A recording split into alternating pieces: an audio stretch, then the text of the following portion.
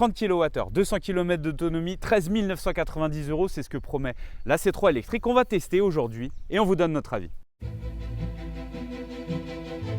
Citroën franchit une nouvelle étape dans sa stratégie de marque populaire et accessible en équipant sa C3 électrique d'une petite batterie.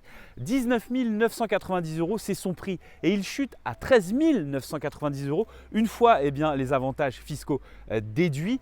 Encore faut-il cocher toutes les bonnes cases, ce qui en fait l'une des citadines électriques les moins chères du marché.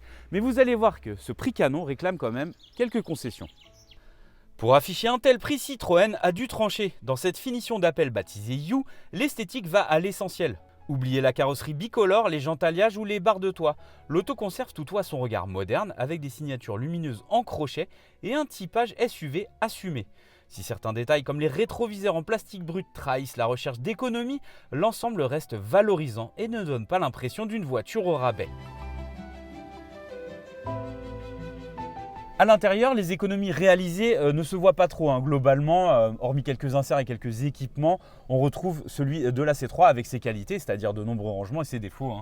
Des plastiques durs un peu partout. Vous noterez toutefois la disparition de l'écran tactile au profit d'un dock pour smartphone, un peu à la manière de Dacia. Donc on a fait le test et c'est votre smartphone qui sert d'écran multimédia. Il faut télécharger une application, lier le véhicule avec et vous pouvez avoir accès à Waze, à la radio, à la navigation. Ça marche plutôt bien, mais il faut savoir que si vous ne captez pas ou si vous n'avez plus de batterie, vous serez non seulement à l'aveugle, car plus de navigation, mais aussi sourd. Pourquoi ? Parce qu'il n'y a pas d'autoradio. C'est votre téléphone qui sert de radio en Bluetooth. Côté habitabilité, c'est le point fort. 4 adultes de 1,80 m voyageront sans peine. En revanche, le confort est un peu plus sommaire que sur les versions haut de gamme. La banquette est monobloc et le siège conducteur perd son réglage en hauteur. On sent que chaque euro a été compté, mais l'essentiel est là, avec un coffre de 310 litres, très correct pour le segment. Alors sous le capot, on a un moteur électrique de 113 chevaux, c'est une puissance plutôt confortable pour la catégorie, même un peu au-dessus de la concurrence.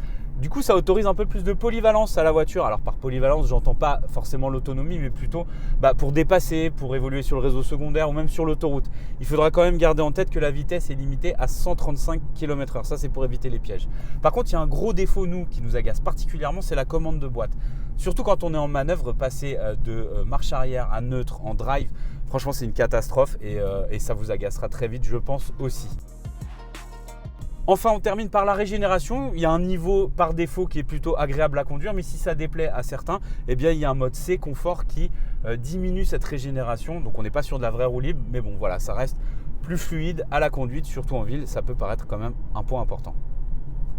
Le confort reste la priorité de Citroën et même si cette version est dépourvue des sièges Advance Comfort et des suspensions à butée hydraulique, ce dernier est préservé. À la conduite, cette C3 n'a rien de sportif et aime être menée à rythme de sénateur. C'est dans cet environnement qu'elle délivrera le meilleur d'elle-même.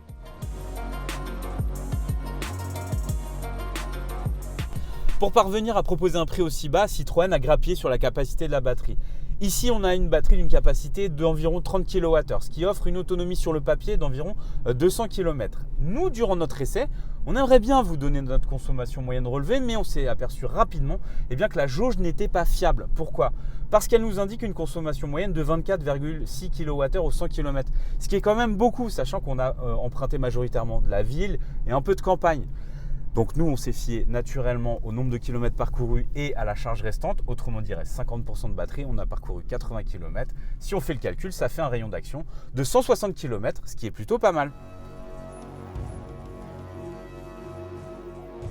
Alors naturellement, si vous prenez l'autoroute, sachant qu'une voiture électrique est forcément beaucoup plus consommatrice à haute vitesse, il faudra encore réduire le rayon d'action. Enfin, il faut savoir qu'il s'agit d'une batterie LFP, alors très endurante pour les cycles de recharge, donc ça c'est bien pour la durée de vie, mais par contre aussi beaucoup plus sensible aux variations de température. Donc l'hiver aussi, il faudra prendre en compte une perte d'autonomie supplémentaire. Alors une petite bizarrerie, on a quand même cherché partout et cette voiture malheureusement ne donne pas l'heure, c'est une curiosité. Alors sur la version supérieure Max, on a un écran tactile avec l'heure d'afficher, mais ici il n'y en a pas et du coup Citroën n'a pas jugé nécessaire de l'afficher sur l'instrumentation numérique. Alors c'est pas grave en soi, mais moi ça me déstabilise quand même.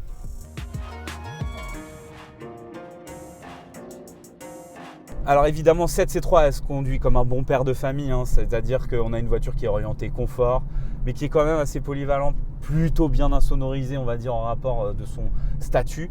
Mais nous, on vous prévient, c'est les pneumatiques. Cette voiture est équipée de pneus Linglong. Alors sur le mouillé, c'est une catastrophe, on l'a vu sur la Dacia Spring. Là, il fait sec, on n'a pas pu juger le grip des pneumatiques, mais soyez quand même vigilants parce que ces pneumatiques chinois sont vraiment difficiles à maîtriser sur le mouillé.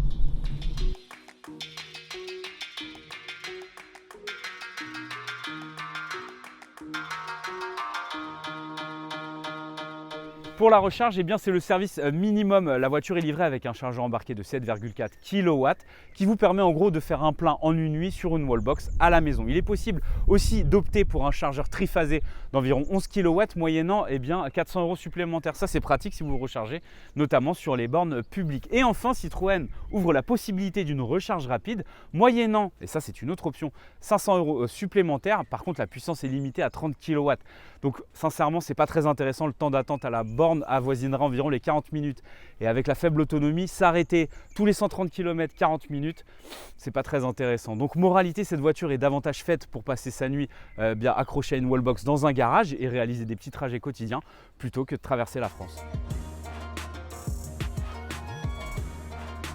Alors faut-il craquer pour cette C3 petite batterie? Eh bien, si c'est votre voiture principale, la réponse est non, parce qu'elle ne laisse pas de place à l'improvisation et surtout, on a des temps de charge qui sont quand même assez longs, donc du coup pénalisants. En revanche, comme seconde voiture du foyer, elle se place vraiment en grosse candidate. Pourquoi? Parce qu'elle est confortable. Comparée à la concurrence, elle offre aussi plus d'espace et surtout, comme c'est une électrique, on a des coûts d'usage plus réduits qui du coup la positionnent face à une voiture d'occasion thermique qu'on pourra acheter sur le même prix. C'est un peu la philosophie pratiquée par Dacia. Donc comme seconde voiture du foyer pour cette C3 électrique, nous on dit oui.